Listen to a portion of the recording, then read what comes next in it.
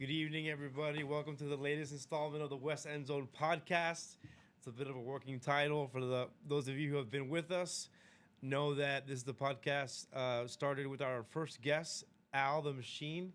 The Machine's my dad. He's our guest once again today for another installment.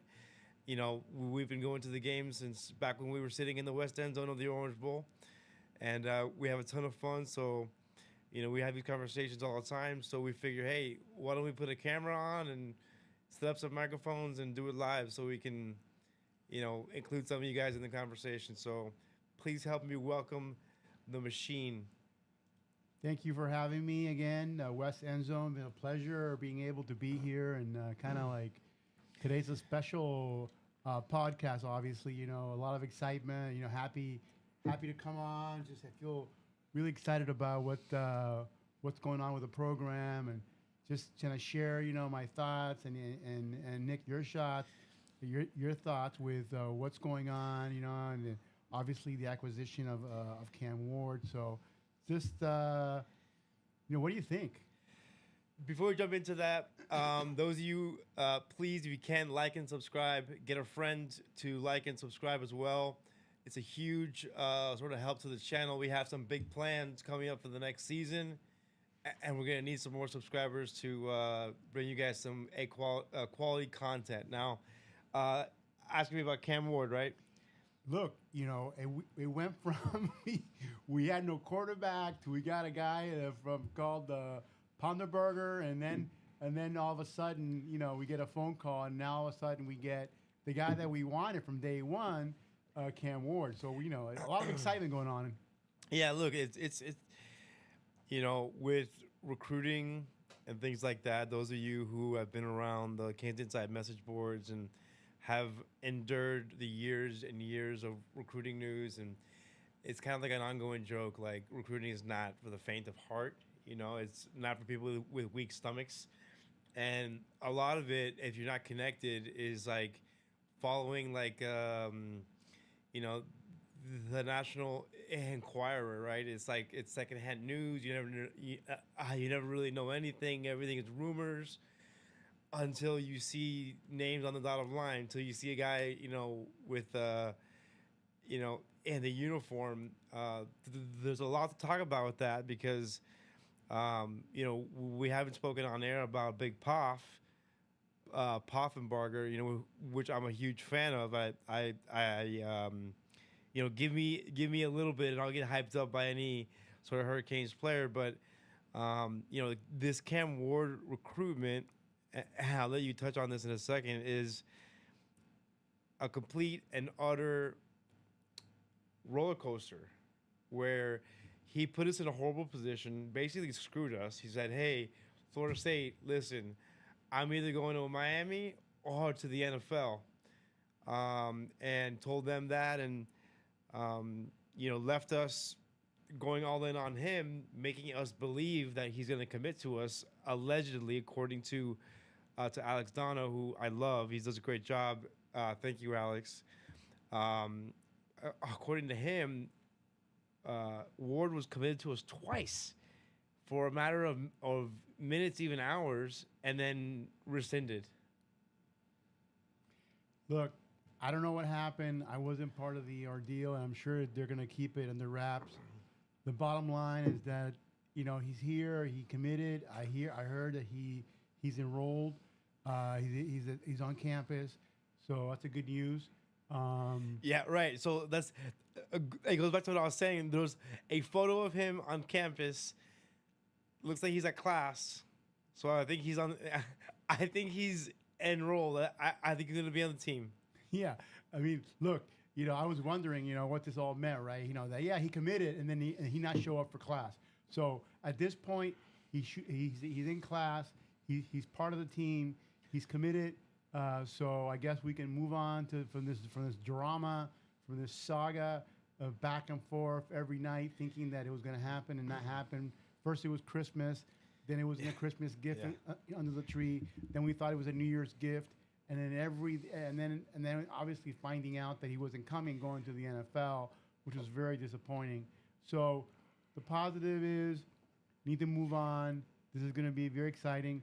I'm just curious to find out how they're going to use him in the offense. I've seen his film at Washington State. How do you think? How do you see him going and playing into Dawson's offense?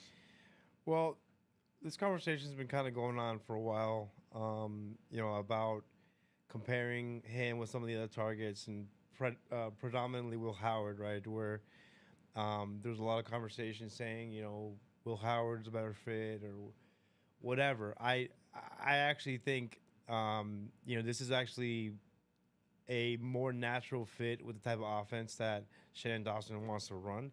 I don't know if Shannon Dawson is going to be around.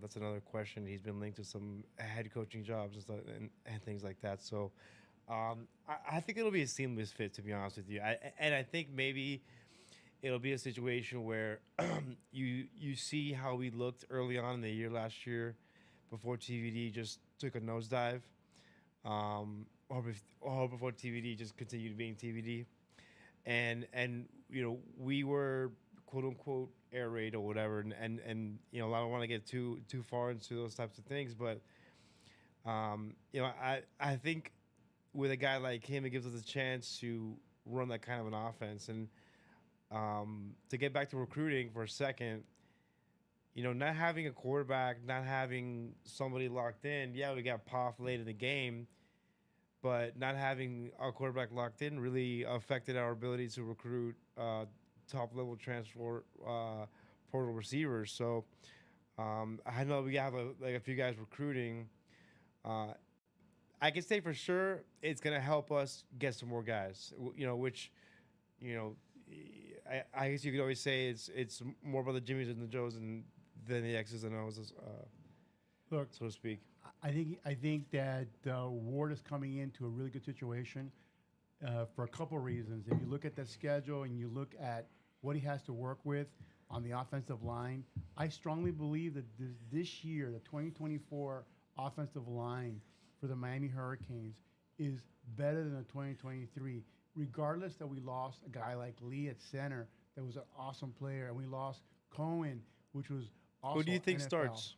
Look, I think I personally believe that we are 8-9 in terms of any of these 8 or 9 top players can play, no problem whatsoever. They can come in, fill in, and get the job done. Obviously, we're going to have Jalen Rivers at one tackle, Francis Maganoa on the other side. Then we have Ines Cooper, which is be a 3-year starter. Obviously, Zach Carpenter, bigger, stronger than Lee. He's a guy that played at Michigan, went to Indiana. He knows. He's been around. He plays that smash mouth offensive line type football.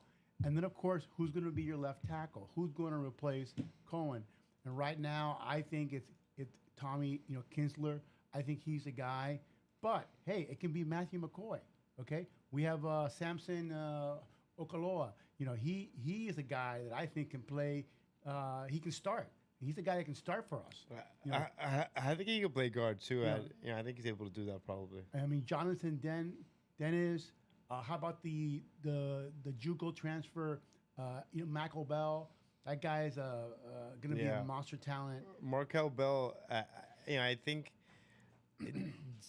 I'm not sure if he has 1 or 2 years left, but I think if that's a guy that has like 1 year left, you have to assume they're going to make a push for him to contribute in some way. Maybe that means Rivers bumping inside somewhere, playing center, maybe playing guard. But if Markel Bell's the guy that has limited eligibility left, I think you're going to see them make a push to get him on the field in some way. I think I read where he has 2 years left. Okay, in his thing, and then of course you go at tight end. We got a healthy Arroyo coming back. Thank God, man. 6'4", 240, 250. He's going to be a running beast. Riley Williams coming back. Bigger, stronger, a true freshman last year. So if you analyze that offensive line, and I'm telling you, we are 8 or 9 deep. That any of the players that on that 8 or 9 deep can play, can start for us. We're going to have a really good offensive line. And then, of course, you throw in the quarterback.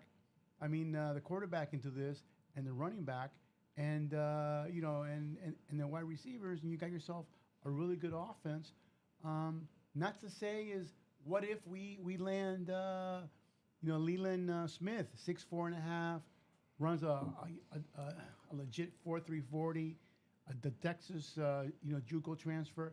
That guy replaces Kobe Young, and all of a sudden we have all sorts of type receivers on the field, and if you manage this offensive well, and I think this can be a really good year, or 2024 can be a really good year for the Miami Hurricane offense. Um, so you had mentioned tight end, you know, and that's kind of like a key position, I think. Where you look back last season, you saw the way that the season went offensively, and the usage of the tight end, and really what that role, like what that position role was. And it was almost like they wanted it to be like a third tackle, and maybe that's personnel. Maybe that's looking at the guy you had playing there, which is Cam McCormick, right? So you have a guy, uh, a 15-year senior, Cam McCormick, come in, can't catch a cold, okay? You have a stud tight end in Arroyo who's supposed to be on the field, supposed to be your do everything guy. You know, that's a guy that has the physical tools to be, stout enough in the run game. He's physical enough to do the job, and then he's skilled enough to participate in the passing game. Is he Greg Olson? No, he's not a Greg Olson, but he's not, you know, he's more talented than a Cam McCormick. So, when you have a hybrid position like that, when you're able to use your tight end in more than one way, it opens up a lot more in your offensive play calling, where there's an element of deception that you're able to create. So, for example, you and I sat in Doug Campbell watching that Florida State game, right? So, I forgot the tight end they had. He's a great player. I think he's number 5 or something.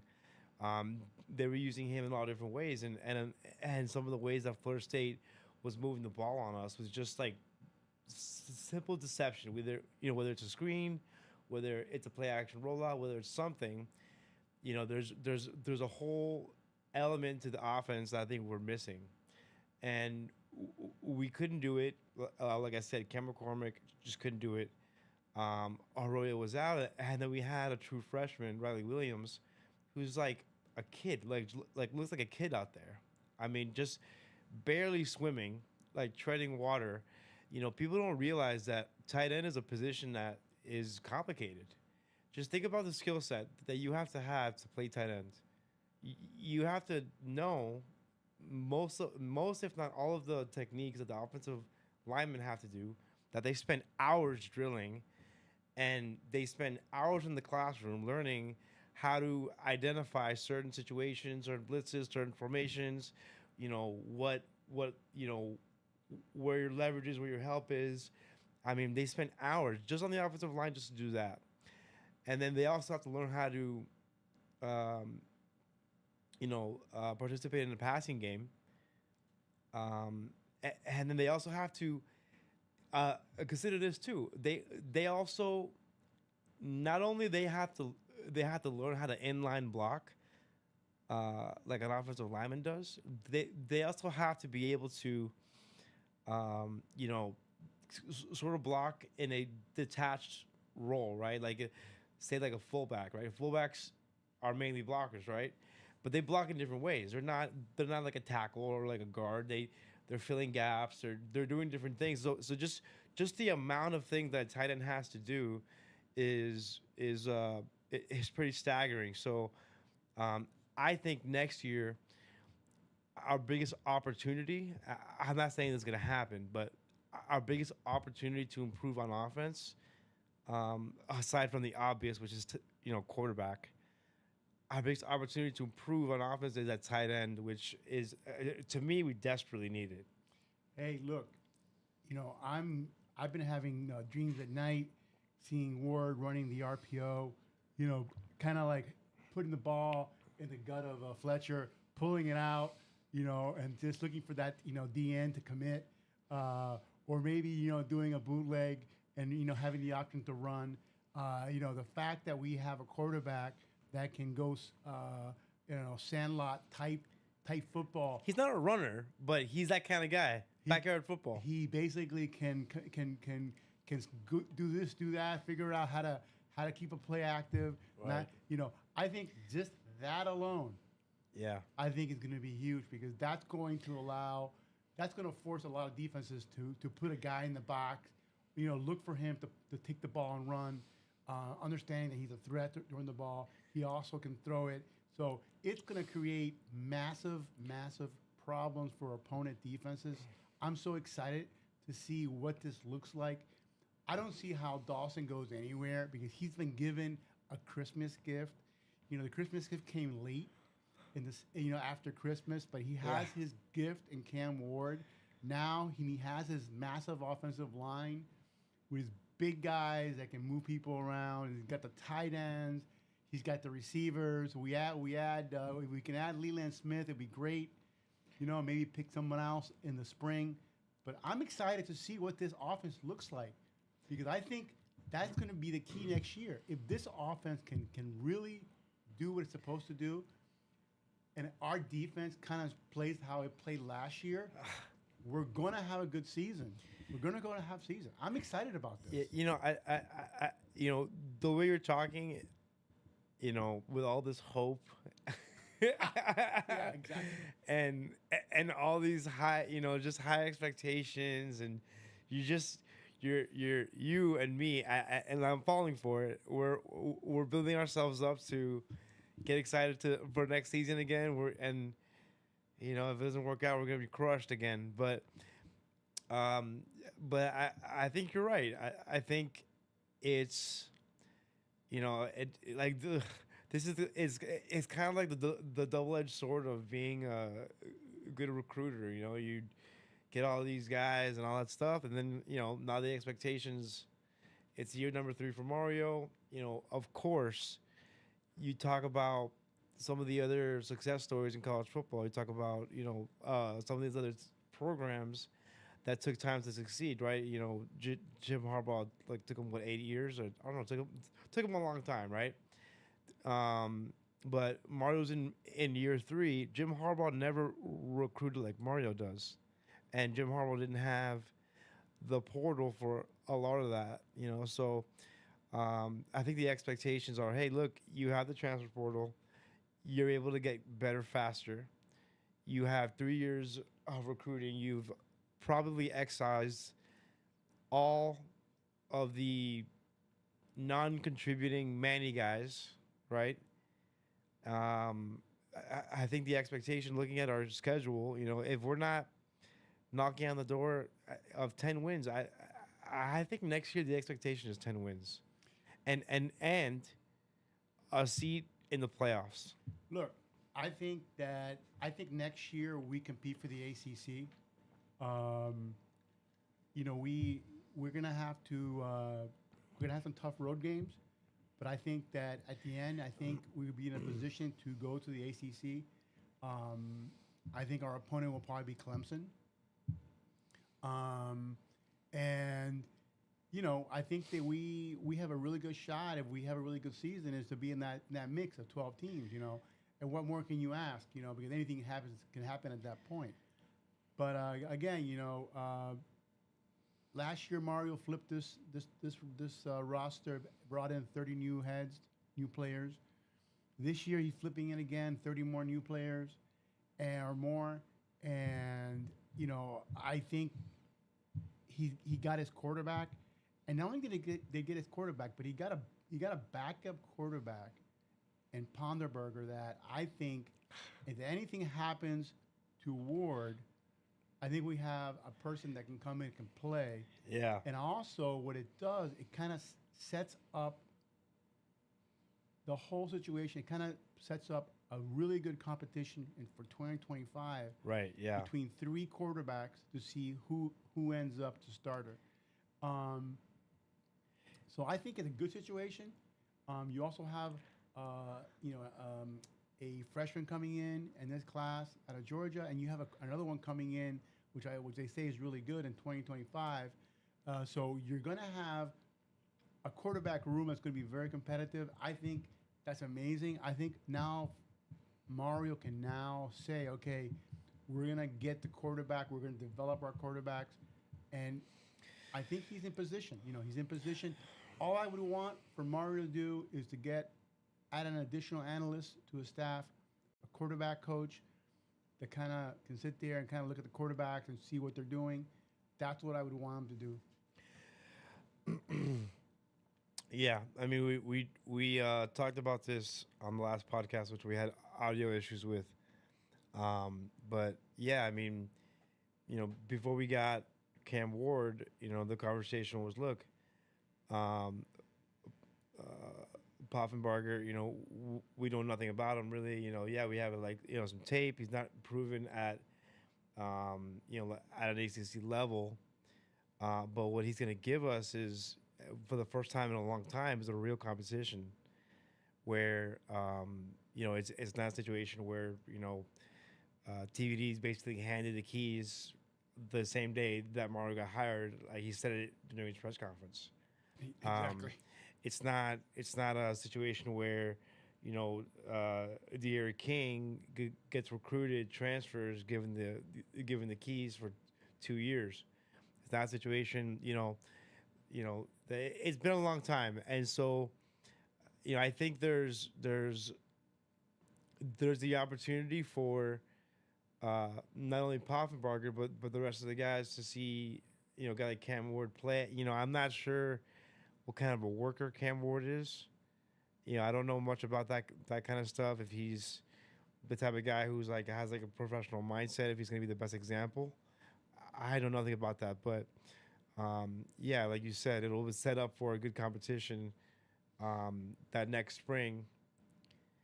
And and the competition does something great. I mean, if there's a real competition and a kid believes that he has a shot to compete for and win a job, that usually leads to something good. Yeah, no, listen. I think you're 100% right. I think that remember the culture down here right now has been changed to every day you work hard. That's Mario's philosophy. He brings that mentality that he picked up throughout his career in Alabama and what have you. And in Miami. Yeah, and in Miami as well. Exactly, but back in the day. So I think that Ward's gonna fit right in. And at this point, I'm looking to see what happens in the spring. I'm excited about spring, and I'm also excited about, hey, we open up the season with the Gators. That's right. And the Gators like to talk a lot of trash, so I'm looking forward to being in that stadium when that game happens. So we shout out to Cribby, shout out to Brad Tejeda, a couple of our Gainesville Canes. We're gonna be up there for sure. We got a place in High Springs we're gonna be staying at, and it's gonna be like that whole summer, just anticipation. I'm not really thinking about it yet because we have spring ball first, But once spring ball's over, it's just thinking about that Gainesville game, and basically the goal is to accelerate the demise of the lame duck coach they have up there, Billy. But anyway, the Miami Hurricanes have a very unique way of sucking us back in, and they officially did it again. I think we have, I think it's going in the right direction. Look, at the end of the day, it's gonna, the coaches are gonna have to coach, and the players are gonna have to play. But it's the Alabama mentality where you basically bring in good players that want to win. You create a culture, and I think that you flip this roster twice. I know I said this before, and all of a sudden you got 60 new players on this team. 60 players that have been assessed by an NFL talent individual in Highsmith. Okay, when the Hurricanes go out and look for players, they're assessing the same way that the NFL does. So they're going out and assessing players and that they think will best meet what they're looking to do. So I think this roster will have will grow into a certain personality, and hopefully this will become the beginning where we're gonna go out there and just play, smash mouth football, execute on the field. The coaches are gonna execute in the coaching room, and we're gonna build back the program. For everybody on Twitter and the message boards, for the love of God, please stop making the argument that it's bad to be tough and physical. Just stop it. I mean, if you want to make the argument that it's, that we should be more explosive and all that, that's fine. You can still be tough and physical while being explosive. Being tough and physical is the bare minimum to being good. So anyway, we've been going for about 26 minutes. You got any closing thoughts? I do. I just want to say one thing to the podcast world out there, and to all the Hurricane fans that live in the area or maybe live outside the area. It's time to pony up. Mario did his part. The NIL collective did their part. Go to the games. Let's go, and if you have season tickets, renew your seats. Renew your seats. Okay, if not, go out there, talk to friends, to neighbors, get them excited, have them go get a seat. They don't have to spend a lot of money. There's a lot of products out there for them to go to the games. The thing is to fill Hard Rock Stadium and create an atmosphere that will give our team the best chance to win. So please pass the word around. Let's make this happen. Let's turn Hard Rock into a place where we, the 12th man on the field, dominates. Go to the games, guys. Go to the games. Think about it. What is it? 7 games a year? 6 games a year? I mean, it's 6 or 7 weekends a year that you get to watch football. Go to the game. Anyway, thank you guys thank you, the machine, for joining us again. We got some big plans for the channel. Gonna be doing some stuff during the season. Pretty excited about it. Again, please like and subscribe. If you like the content, get a friend to subscribe to the channel. It's a huge help. Thank you so much, guys. Go Canes.